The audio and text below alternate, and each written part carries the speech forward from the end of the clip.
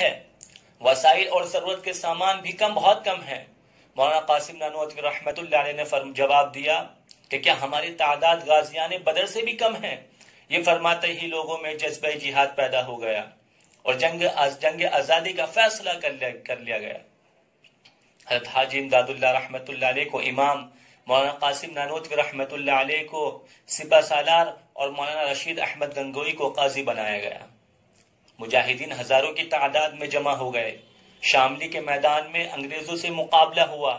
ان علماء دیوبند اور دیگر مسلمانوں نے شاملی اور دوسرے مقامات پر قبضہ کر لیا، لیکن اس جنگ عظیم میں حافظ ضامن شہید ہو گئے۔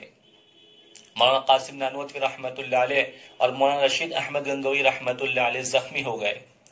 حافظ ضامن کے شہید ہوتے ہی حالات بدل گئے۔ علماء کرام نے دیوبند میں 1866 میں دارالعلوم کی بنیاد رکھی تاکہ یہاں ایسے افراد پیدا کیے جائے جو انگریزوں کی طرف سے پھیلائے گئے گندے خیالات کو دور کر سکے۔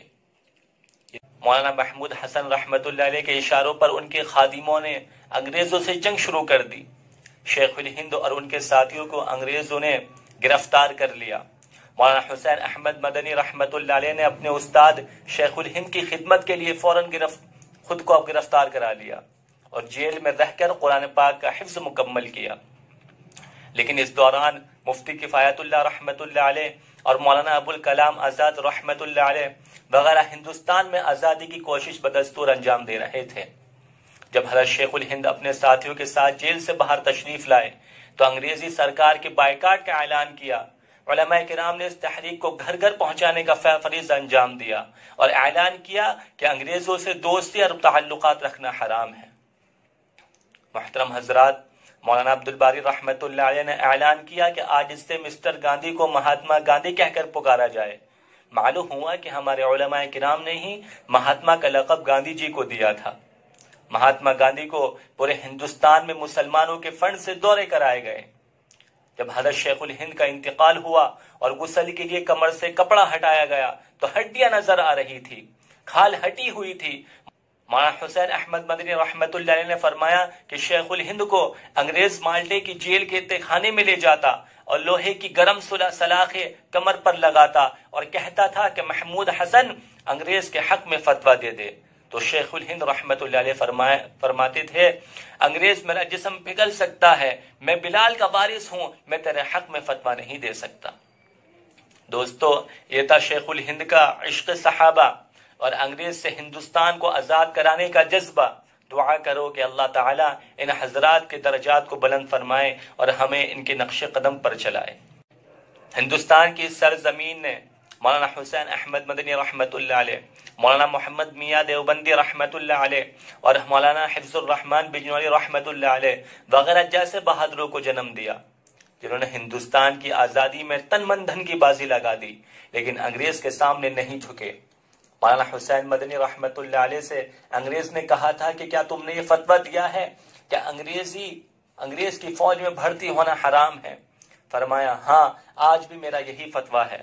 مولانا محمد علی جوہر رحمۃ اللہ علیہ نے مولانا مدنی کے پاؤں پکڑ لیے اور عرض کیا کہ حضرت بیان بدل دو، تو حضرت مدنی رحمۃ اللہ علیہ نے فرمایا کہ اگر آج میں نے اپنا بیان بدل دیا تو خدا کی قسم ایمان بدل جائے گا۔ دوستو، انگریز نے مولانا حسین مدنی رحمۃ اللہ علیہ کو گولی مارنے کا حکم دیا تھا۔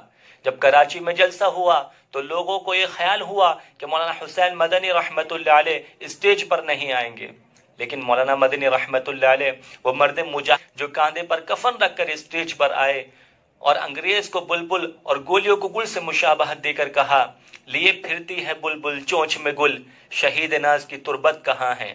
تو لوگوں نے آدھے گھنٹے نعرے لگائے، پھر فرمایا کھلونا سمجھ کر نہ برباد کرنا کہ ہم بھی کسی کے بنائے ہوئے ہیں، فرنگی کے فوجوں میں حرمت کے فتوے سردار چڑھ کر بھی گائے ہوئے ہیں، شجر آزادی کو خود دے کے سینچا پھل اس کے پکنے کو آئے ہوئے ہیں۔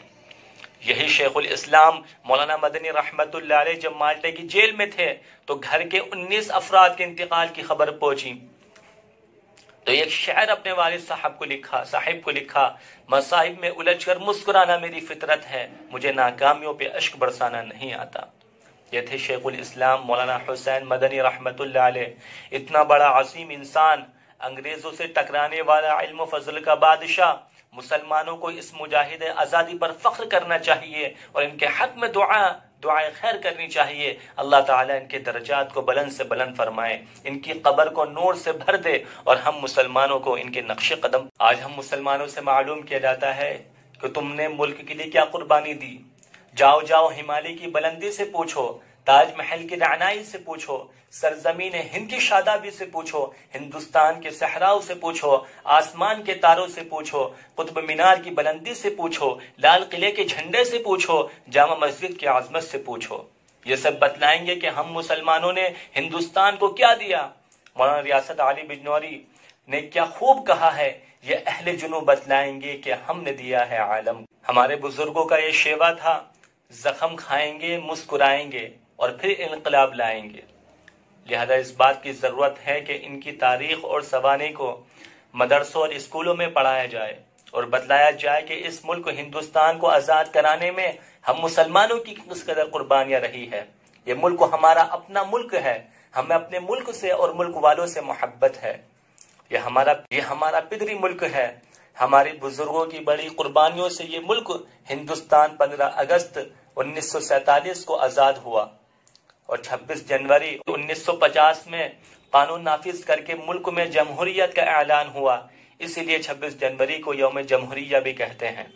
دعا کرے کہ اللہ تعالیٰ ان مجاہدین آزادی کو بہترین بدلہ عطا فرمائے اور ہمیں ان کے نقش قدم پر چلائے، اور اللہ تعالیٰ ہر فتنے اور شر سے ہمارے ملک ہندوستان کی حفاظت فرمائے اور امن و امان قائم فرمائے۔ آمین یا رب العالمین۔